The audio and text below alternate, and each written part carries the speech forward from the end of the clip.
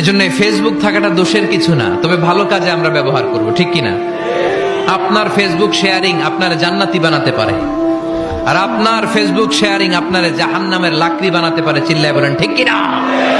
So the decision is yours. সিদ্ধান্ত আপনাকে নিতে হবে, আপনি কিভাবে করবেন। যে কোনো বিপদে ওয়া ইলা রাব্বিকা ফারগাব, কোন দিকে মনোনিবেশ না করে কার দিকে মনোনিবেশ করব? যে কোনো বিপদ আপদ ফেসবুকে শেয়ার করার আগে শেয়ার করব কার কাছে?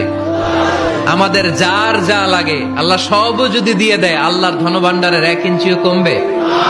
হাদিসে কুদসিতে আল্লাহ বললেন, লাউ আন্না আউওয়ালাকুম ওয়া আখিরাকুম ওয়া ইনসাকুম ওয়া জিন্নাকুম, পৃথিবীর সব জিন, পৃথিবীর সব মানুষ বিশাল মরুভূমিতে দাঁড়িয়ে যদি আমার কাছে চাইতে শুরু করে, আল্লাহ এটা দাও, ওটা দাও, ওটা দাও, আমি আল্লাহ তোমাদের সব চাহিদাও যদি মিটিয়ে দেই, আমি আল্লাহর ধনভাণ্ডারের 1 ইঞ্চিও কমবে না।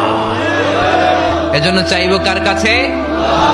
বিপদে আপদে ভরসা করব কার কাছে?